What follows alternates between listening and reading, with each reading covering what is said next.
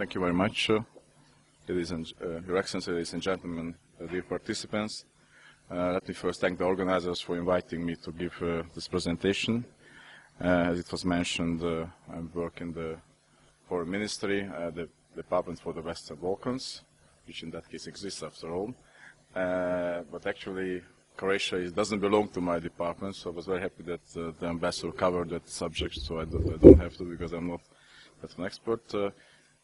So in our case, our department deals with the 7 countries. Actually, it's 6 countries. I mean, 5 ex-Yugoslav countries. I mean, not Slovenia and Croatia, but the 5 others. Sorry, 4 others, and plus Albania. Plus, we have also Turkey on. But it's a very different issue. So I mostly will try to talk about the post-Western Balkans. If there is a time, and maybe also we can talk about that. What I wanted to talk today is what is the philosophy, what is the goal of the Hungarian Foreign Ministry when dealing with Western Balkans, how do we develop our bilateral relations, a bit to look on the Euro-Atlantic integration process of the region. So we just in the time which is given to me, which is getting shorter and shorter, I see. I would probably, I will maybe say some very obvious things, but as a government official, usually that's your task to do. But I hope if you have some time for questions, we can maybe my presentation will get more interesting for you, but I hope it will not be too boring after all. So in very short, I would say that Western Balkans is one of the priorities of the Hungarian foreign policy, which some may question, but I would say that there are a lot of priorities of Hungarian foreign policy, of course, and so I think it should be put in the regard. Of course, Hungarian foreign policy is very much is an EU member, a NATO member country, is a country which has a Central European country, and this has so many neighbors. We of course have a more active probably contacts with those countries, but I think right after that we can state that Western Balkans come among the first.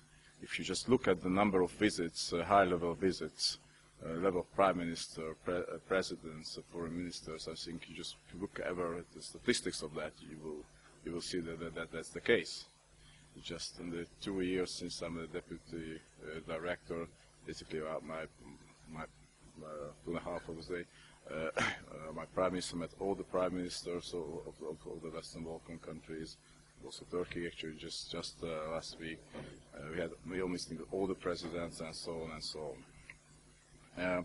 If you want to explain why it's a priority, there are 3 reasons which we say this is a priority. One is I didn't bring a map, but I think it's quite obvious that there's a geographical proximity to we are bordering the Western Balkan region. Which also means we have a traditional historical economic interest and economic trade ties with the countries of the region. Of course, there is a strong security interest because of this proximity, also because of what was happening in ex-Yugoslavia in the 90s. So this is so that's why the issue which we, of course, should follow what's happening in this region, and also affect, of course, what's happening in that region, not just follow. And of course, there is another issue, a specific one, is a sizable Hungarian community in Serbia and Vojvodina, who after look also for their interest. If we talk about philosophy, we believe strongly that there's no alternative. Euro-Atlantic integration has no alternative for the stability and the prosperity of the Western Balkans. And we look at them as all these countries as partners and potential allies in the EU and NATO in the future. Hungary would like to connect these countries, so the Western Balkan region, those countries there, to the European Union via Central Europe. In this process, we want to shape the enlargement policy of the European Union to the extent we can, and also to be an honest partner towards the Western Balkan countries, an honest broker and a helper for them. In our view, the Western Balkans needs the European Union but also from the strategic point of view, the European Union needs the Western Balkans. It is an unfinished story of the reunification of Europe, after all. So if you look at the map, there is still the European Union. You can clearly see that this is still a white. I would say usually it's painted white or not painted, and this has something done about it historically. Historical, I would say. Of course, this is an acceptable possibility. We have the Thessaloniki agenda, which promised European EU membership for all these countries, and I think we should just go along and fulfill that agenda. During this process of integration, the EU must, of course, stick to its values and rules, and simple strategic principles, which I mentioned, cannot overrule all these requirements. As basically, it's also, we can say that Hungary has also had a unification of Europe, and joining of new members was also strategic for EU, but there were still requirements, of course, put towards Hungary and other countries who eventually joined the European Union. I think from our common heritage and proximity, we have a very good understanding of the difficult heritage and the problems the countries of the Western Balkans have, and how to overcome the past and meet the requirements which are for the Euro-Atlantic integration. And I think this is in this process we can help these countries.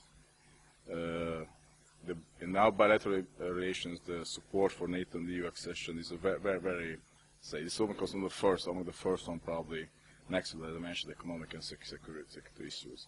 We can pass our experience in this field through bilateral cooperation, through using EU funds, IPA funds, and so on.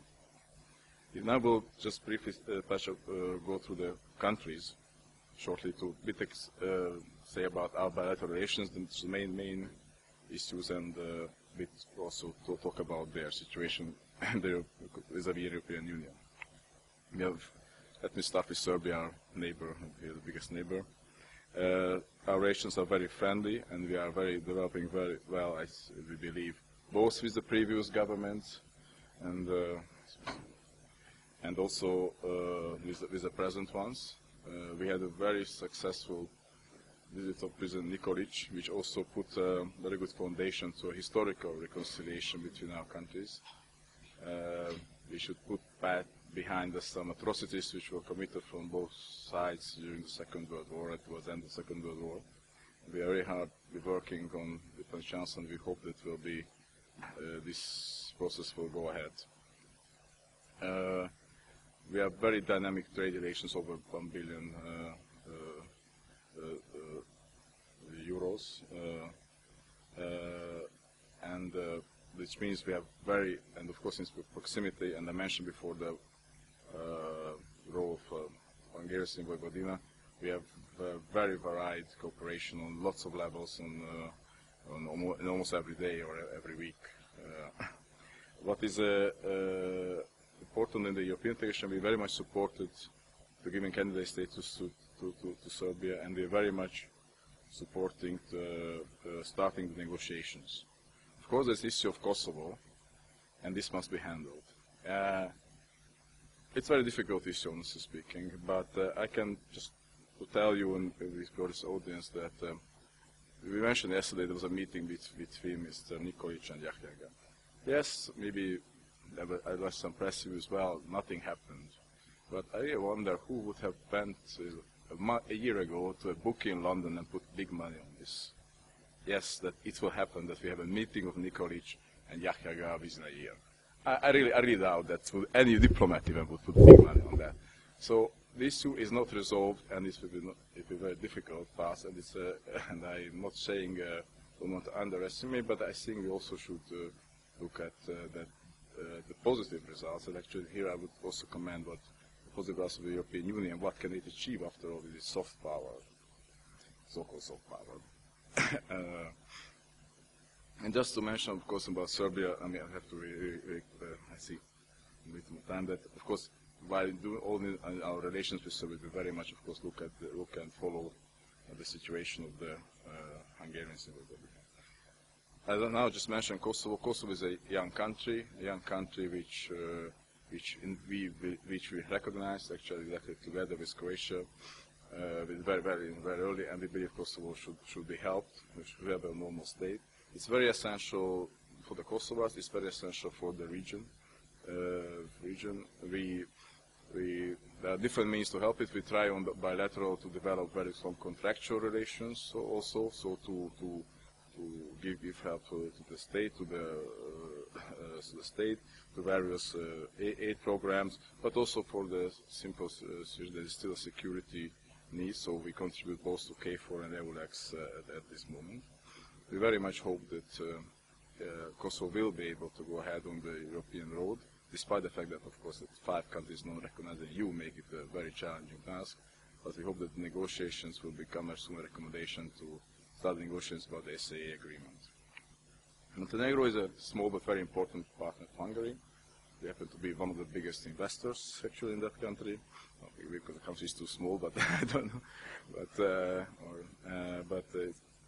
Though these investments are unfortunately made a few years ago, and there was no pressure recently, but we hope there will be movement ahead on that. We signed just last June an enhanced partnership agreement with Montenegro when Prime Minister Lukšić was here, which would entail to help and strengthen our cooperation in 4 fields: on EU, NATO, accession, economy and culture, and education. Since Croatian ambassador, I can tell you it's very much we have to follow that good cooperation. I think we can confirm we had with Croatia on this, and a bit of also lessons learned how to do it maybe better this time. As the whole EU, if you look at the whole EU integration process, we always learn from every enlargement how to do it better, and now or how to help better and how to do it differently. And so we'll try to do that. We also, just to tell some, we were one of the first countries who sent an expert as to the negotiating team. As you know, because Montenegro started these negotiations with the EU, we sent an agriculture expert who was expert actually when Hungary was joining. Next country is, the ambassador is not here, so but already think how to name Republic of Macedonia or Foreign Minister of Macedonia, if you prefer. So I think I already mentioned all the problems which is unfortunate that country faces. Hungary is of that, and we have a very strong opinion, and we voiced it openly. Prime Minister openly voiced it that we believe that this country met the criteria for NATO membership and also for the start of the EU accession talks. We understand that there is an unresolved name dispute that doesn't allow the advancement at the moment, but we believe that it should actually not be an obstacle to start the accession negotiations.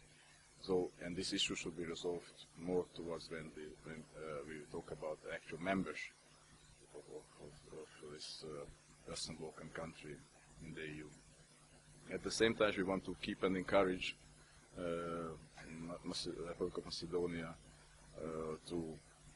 not to get disillusioned with this situation, which is understandable, and to help to prepare for these negotiations. We're very much encouraged by the high-level accession dialogue, which the European Union, the Commission actually started, which is also a bit of a mimicking the process of actual further negotiations. We have a very good, strong cooperation. We had just in November the Prime Minister Gruevski visited us. We also intensified recently our relations with Albania. Mr. Berisha was here in Budapest. Prime Minister Orban was in Tirana celebrating the 100th anniversary of the foundation of the country. And we hope that based on this meeting we can extend our economic and also cultural ties. It is regretfully that the accession process of Albania is stuck mostly because of the internal political issues. But it is true that the EU set conditions which would demand bipartisan cooperation from the Albanian political side, which not issue. Let's hope that it will happen, if not now, before the planned elections in summer, then after. Bosnia and Herzegovina, if I want to say a few words, a country which I'm particularly attached. I started my career on the Western Balkans there. Just to mention that I, during 15 years doing Western Balkans, I started in Bosnia, and actually I then always worked in my ministry dealing with the Western Balkans, but twice in Brussels at our NATO delegation, the EU representation.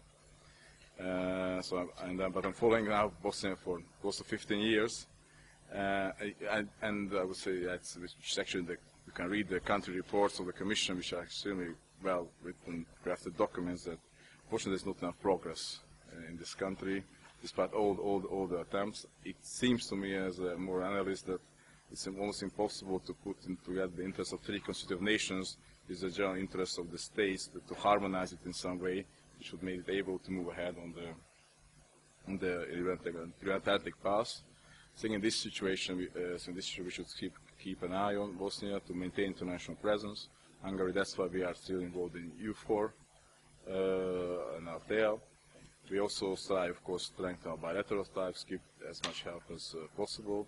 And the conditions for Bosnian politicians are known. What can they have to do to move ahead on both in EU and NATO integration? Now, if just time to wrap it up, I think we should mention the security situation. I think when I said that 15 years ago when I started, because now we described, I said maybe there are many problems, but I think what I have to say on the positive side is exactly 15 years ago I went to Bosnia and I looked at the Western Balkan situation, what the situation is now, then you can see the situation is dramatically improved, despite the problems, despite all this what we say, and I think that's very encouraging after all. There are some spots where, and that's where it's unfortunately still troops needed. I mean, I mentioned Kosovo, it's most of us in northern Kosovo, Bosnia and Herzegovina, it also has a reassurance. In a very short, I want to say about the economy, but maybe I will skip that. As I mentioned, for us, these regions are important economic partner. There's about trade about 2 billion euros, with 1 billion trade. Hungary has a big trade surplus, so we are actually doing very well. Western Balkans, we are doing not bad on the investments. Of course, the most investments arrived a few years ago, I would say. Recently, of course, the economic climate is not the best, and it's a bit difficult to get capital for investments, but we are still trying. What we now establish is all the countries actually mentioned, except Kosovo. We have joint economic committees which meet yearly. We just started now this process. We had with Serbia in December. We're having now with Macedonia. We will have now with Montenegro, Albania. So where all the experts meet from both sides. It's big committees with all the ministries involved and so on, and try to look for new opportunities to strengthen our cooperation in this for mutually beneficial way. What I wanted to mention, maybe to say about Hungarian foreign policy, is that, of course, we are not doing all this process alone, and there are circumstances or partners who can help us. One of the circumstances we happened to be chairing the Council of EU Presidents in the first half of 2011. We try to also put a strong profile on that, on helping us involve the big success story of that, exactly what His Excellency mentioned before, that we managed to finish negotiations with Croatia. It's, I can tell you again, those who know from the process, it's a big political fight. It's not as easy. It sounds maybe it's nothing, but sometimes, but it's a big political fight to persuade all the partners. So, but also, not only that, we also managed to organize a Western Balkans Forum that is together with High Ashton on the Western Balkans for the foreign ministers. This was one event. The other event I want to mention, the Visegrad cooperation, is very important. There's a very strong unity, I think, when we look at the views, where we look as a Visegrad, the countries, the 4 Visegrad countries at the Western Balkans. We regularly have meetings. First, the Hungarian V4 presidency 4 years ago started meeting V4 foreign ministers as Western Balkans foreign ministers. And this was kept up with the Czech and now Polish presidency. Last time was in Warsaw in November. Hungarian V4 presidency is coming from June. We will have this meeting as well.